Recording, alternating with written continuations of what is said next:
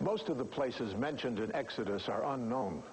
Scholars and investigators are still searching for the point at which the children of Israel might have crossed the Red Sea.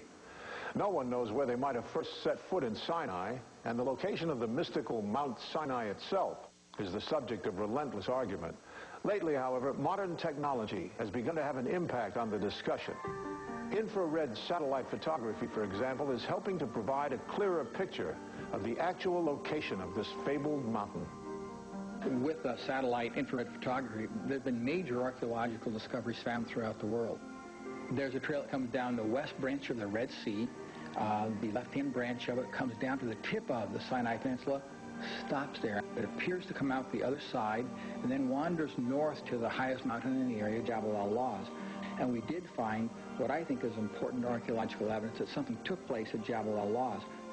Larry Williams, who might best be described as an adventurer as opposed, say, to an archaeologist or scientist, enlisted the services of Robert Cornuke, a former policeman with a reputation for bravery, and the two men literally sneaked into Saudi Arabia and made their way to the mountain called Jabal al Lawz on modern maps, but which 4 years earlier had been described as the real Mount Sinai by amateur archaeologist Ron Wyatt. In 1988, we retraced the Exodus route from the tip of the Sinai Peninsula into Saudi Arabia, using the Bible and satellite imagery to find the actual route.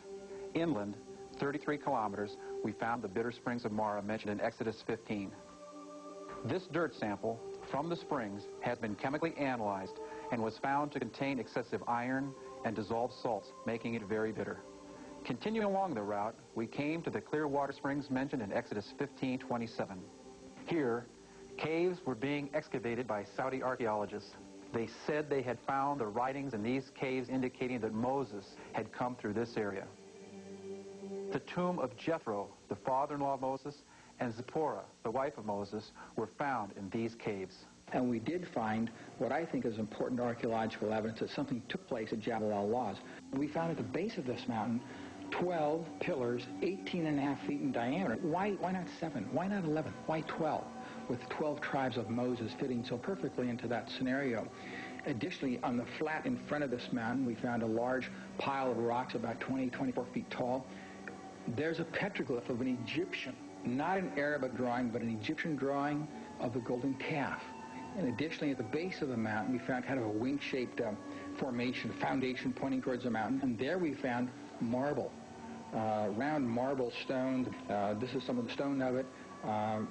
This rock is not indigenous to that area of Saudi Arabia, let alone to Saudi Arabia. An encampment area large enough for an estimated 1 to 2 million people is a major factor in determining the location of the real Mount Sinai. And a source of water for a group that large would be essential for an extended stay of even a month, let alone a year. But the Bible provides other clues as well. How does Jabal al Lawz measure up in some of these more obscure requirements? We found the top of the mountain to be black, as if the rocks had been burnt, possibly confirming biblical scripture that the Lord descended upon it in fire and smoke. Archaeologists have identified another small footnote to the Mount Sinai argument having to do with the tablets of the law, or the 10 Commandments. Unlike other law codes, such as the Code of Hammurabi, which was written on an 8-foot stela and stood out in the open air, the 10 Commandment tablets were portable and designed to be kept as a sacred treasure. Although ancient Egyptian and Babylonian stelas, tablets, and wall reliefs were usually done in limestone, basalt rock, or diorite, there's strong evidence that the 10 Commandment tablets were done in granite or marble, rock types that are found at the Jabal al Lawz Mount Sinai site in Saudi Arabia. Shortly after Cornuke and Williams visited the site, the Saudi government closed down the Jabal al Lawz site to any foreign archaeological study. They also erected a chain-link fence and placed a military guard around the mountain to prevent even clandestine exploration of the site. The Saudi government is in a very difficult political position. Because the Saudis had no sense of nationalism when the country was unified in the 1920s, the House of Saud used the theology of the Wahhabi sect of Islam to create national unity. Saudi Arabia is still run largely by a coalition between the royal family and the religious establishment. That religious establishment is very resistant to exploring anything archaeologically before Islam, a period they see as characterized by moral chaos. The other problem the House of Saud faces is external. If it allows archaeological excavations of ancient Israelite sites in Saudi Arabia, the House of Saud opens itself up to the anger of the Arab world. The evidence for the real Mount Sinai being in Saudi Arabia appears to be overwhelming, but the ancient animosities are still preventing scientists and scholars from uncovering factual evidence that could settle the argument once and for all. And today's modern warriors are adding to the difficulty. According to Howard Blum, in his book, The Gold of Exodus, any verification of Jabal al Lawz is going to be very complicated. The mountain is not part of a $5.6 billion Saudi military installation called Operation Peace Shield. It was built with the approval of the U.S. Congress using U.S. contractors and Air Force personnel. Operation Peace Shield was originally designed as a radar installation in order to protect the kingdom against intruders. However, according to Blum, it has since been armed with missiles capable of hitting targets within Israel and Iraq. It is ironic that what some investigators believe to be the true Mount Sinai, the place where the law was given for the preservation of Israel, could potentially be used for the destruction of Israel. Does this mean then that we may never really know whether or not this is the Mount Sinai on which Moses received the Ten Commandments? Or is there some hope for future exploration? We need permission for a competent, trained archaeologist to go in and excavate and record the material carefully and submit it for review by other scholars, because there are too many gaps in our knowledge.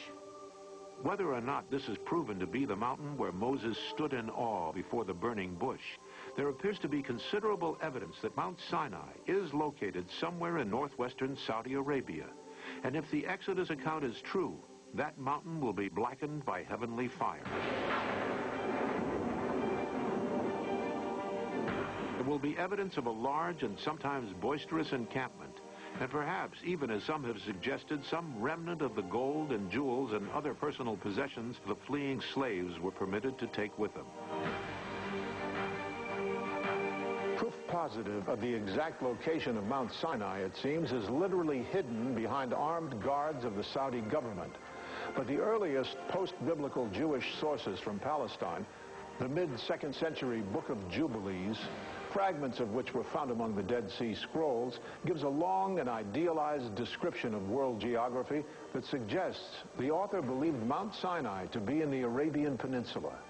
But the clearest description in early Jewish literature of the location of Mount Sinai comes from the 1st century historian Josephus.